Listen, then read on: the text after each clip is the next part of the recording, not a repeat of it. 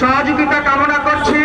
আমাদের দলীয় এবং জানাজার নামাজে জনমানুষের ঢল জাতীয় পার্টি আছে, দেখতে পাচ্ছেন। বিএনপি আছে, এনসিপি আছে, আওয়ামী লীগ আছে।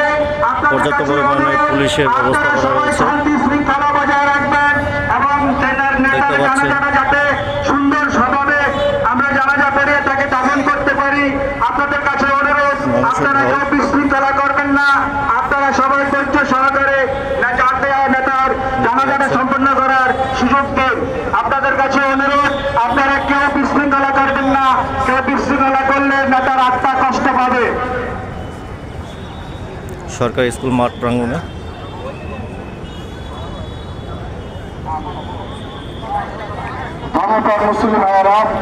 তার নামাজে জানাজা কিছুক্ষণের মধ্যেই। আর অল্প কিছুক্ষণের মধ্যে আমাদের প্রিয় নেতার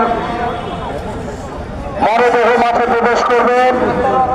আপনারা যারা এখানে এলোমেলো ভাবে দাঁড়িয়ে আছেন, আপনাদের কাছে দৃষ্টি আকর্ষণ করে বলছি, শৃঙ্খলতা বজিয়ে রেখে আমাদের এখানে আইন শৃঙ্খলা বাহিনীর লোকজন রয়েছে, তাদেরকে সহযোগিতা করে এবং আজকের আমাদের যে বরেণ্য মানুষের চিরবিদায়ের অনুষ্ঠানে সকলের একটি শোকাভয় পরিবেশে আমরা দলমত নির্বিশেষে আমাদের এই জানাজা এখানে অনুষ্ঠিত হবে। আপনারা যারা এখন এই দৃশ্যটি ঘোরাফেরা করছেন, আপনাদেরকে জানাজার মাঠে সারিবদ্ধভাবে দাঁড়িয়ে যাওয়ার জন্য বিশেষভাবে অনুরোধ করছি।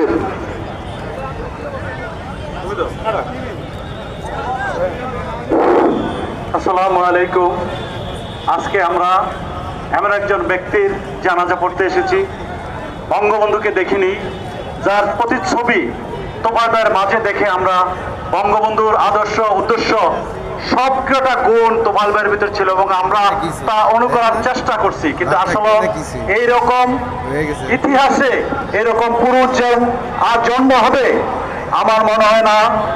তোফায়েল ভাইকে মনে প্রাণে ভোলার চারপাশে লালমান তজিমুদ্দিনের মানুষ মনের আবেগ দিয়ে আজকে ভোলাতে জায়নামাজ পড়তে এসেছে।